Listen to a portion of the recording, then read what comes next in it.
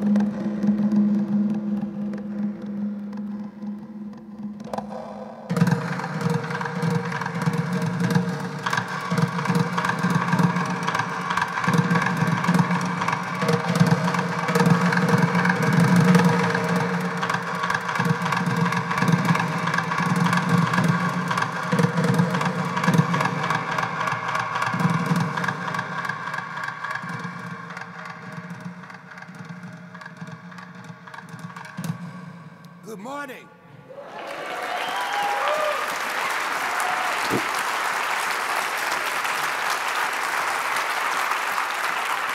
I hope everybody's well. We got a lot I'd like to talk to you about in a little bit of time.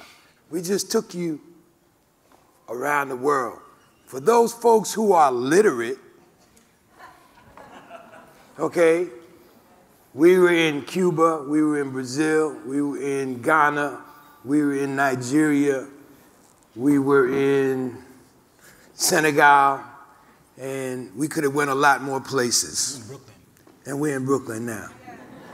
And that's significant because I grew up around here. I grew up around 4 blocks from here. I grew up here.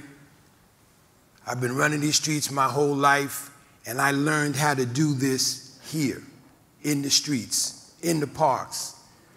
Brooklyn Children's Museum, Prospect Park, Central Park, Grand Army Plaza. That's where I learned. Not at a conservatory, not at a music school. I learned from doing it. If you don't walk away with anything else today, you will walk away with the fact that there is not a bongo on this stage. Please. There is not a bongo on this stage. And I think you understand why I'm saying that. I learned how to play, and because I learned how to play, I'm standing here. If I didn't learn how to play, I could be dead. I could be in jail. I could be addicted to drugs. But because I found this instrument, I was able to find something that interested me, that allowed me to use the instrument as a vehicle to study not only the music, but the cultures and the substance.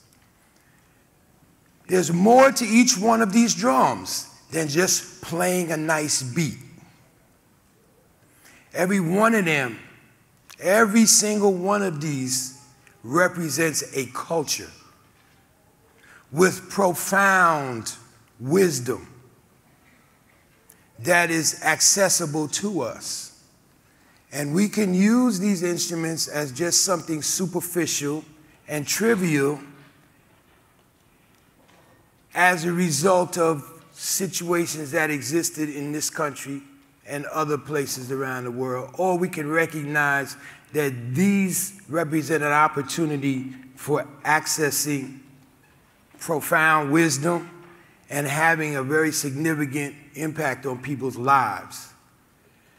It's been documented, thousands and thousands of pages of the impact that drumming has on people's lives.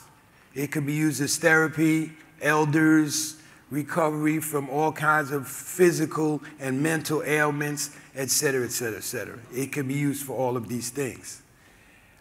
We could access it for that. But we could also use it to access the profound wisdom that's contained in these cultures, that once we understand the rhythms and the significance of the rhythms. Now, why is that important? It's important because in 1739, there was what we know as the Stono Rebellion in South Carolina, where the enslaved Africans used drums to rally themselves in order to try to get to Florida for their freedom.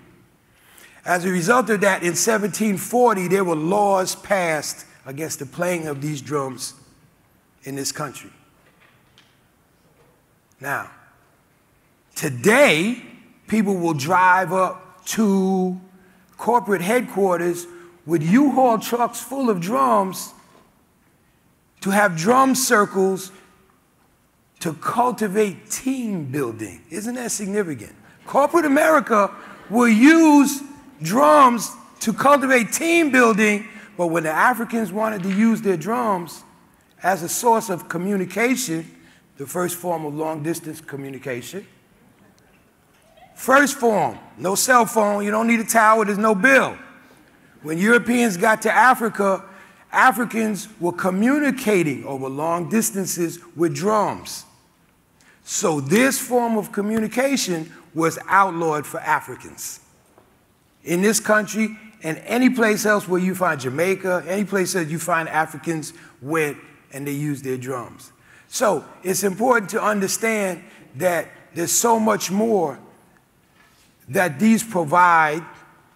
There's so much more encapsulated in these drums, and there's so much more that these drums can be used to provide for our young people in the educational system. People know what the studies are, the impact of music, but there's much more than just the biological. There's a philosophical, there's an educational, and as I said, there's a literacy that is not about the word on the page. Please remember these things, and there's so much more that we could talk about. And he will talk about some of it. Thank you.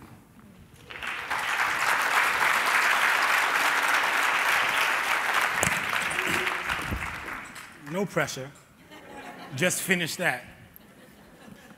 So I'll start by saying that's how I grew up. That's how I grew up. I grew up here in Brooklyn, but I didn't have to run the streets to learn how to play. I grew up here in Brooklyn, and I didn't have to go to a conservatory because the conservatory was in my house.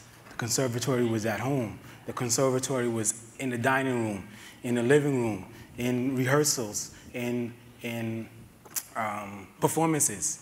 The conservatory was in the community. And what we find is when we extract, if we try to extract the music from the culture, the music is devoid of heart, is devoid of significance, is devoid of depth. So the culture, we talk about culture, we talk about identity, we talk about education, we talk about curriculum, we talk about team building, we talk, all these concepts are within and part of the fabric that is culture, that is cultural philosophy. And that cultural philosophy is what powers this, is what powers the teaching, is what powers the families, is what powers the community. So when we complain, what's happening in our community, what's happening in our society, but we are not focusing on the maintenance, the promotion of culture, then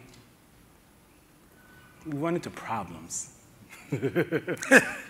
We run into problems. So what I hope to share with you is that I grew up like this. My name Ayanda means born from the spirit of the drum. No pressure. I'm a product of the New York City Department of Education.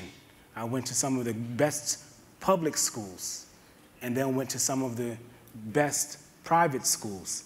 And what I experienced in my journey was that as long as I have this, I can exist anywhere. I can be anywhere while being myself. Yes? So this is power. Culture is power. Foundation is power. These teachings of philosophy, these teachings of identity, these teachings of language. You heard language here. You might not have understood the language, but you heard language. It spoke to you. Musically, it spoke to you. If you understood Yoruba, you would hear, Iyemonja ye, ye, ye, Iyemonja o. If you spoke Lukumi, you would hear, Eshu Mashemi. If you spoke jazz, you would hear, if you hear hip hop, you would hear, yeah, I see you. You would hear Real Love. You would hear Mary J. Blige. You would hear jazz. You would hear Art Blakey. You would hear Mongo Santa Maria. You would hear Chano Pozo. You would hear Mamadi Keita.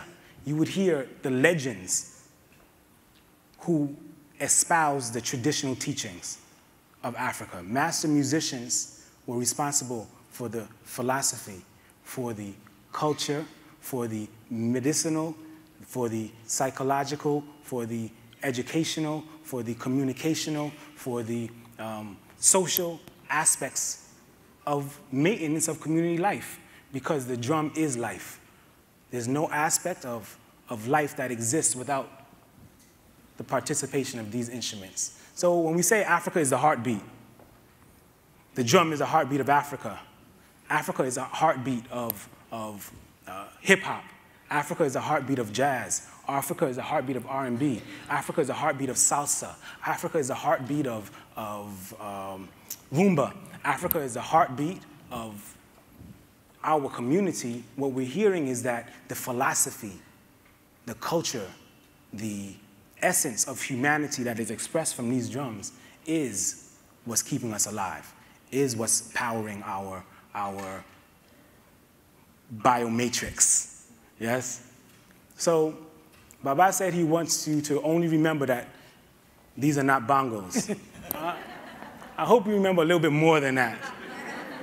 But what I hope that you take away, what we hope that you take away from this few minutes is a connection and an understanding that this is more than just the beat. But it is the beat. Thanks, guys. Thank you.